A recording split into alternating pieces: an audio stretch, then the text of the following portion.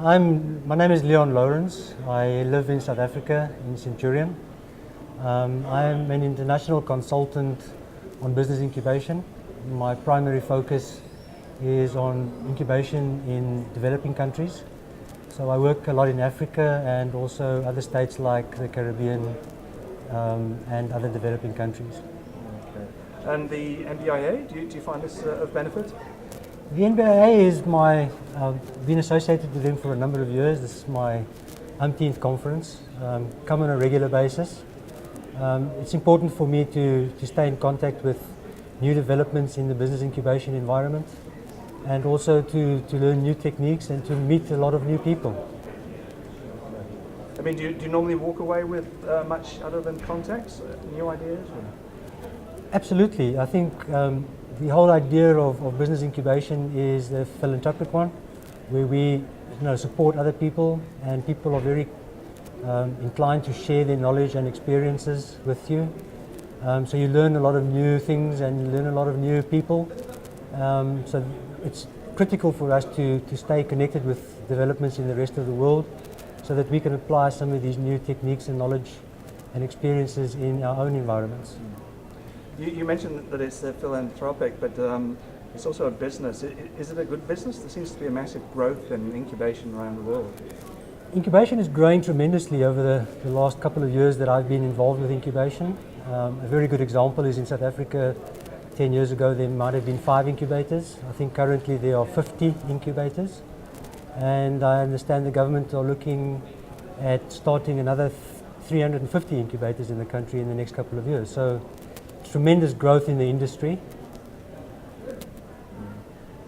Do you think the challenges that people face in South Africa are similar to the ones that you hear people talking about here? A lot of the issues are common, and a lot of the issues are different. As I said earlier, I focus on developing incubation programs in developing countries because they have their own issues. A lot of the research that is done in the United States on business incubation. The best practices are developed here. But I always say you have to adapt before you adopt the programs and the models that are incubation that are out there. So we have to look at what works for us in our context before we just apply them as you would read them in the books.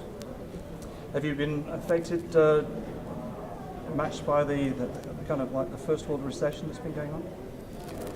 I think the recession has actually helped us because there are a lot more people out there that want to start businesses, that need to start businesses.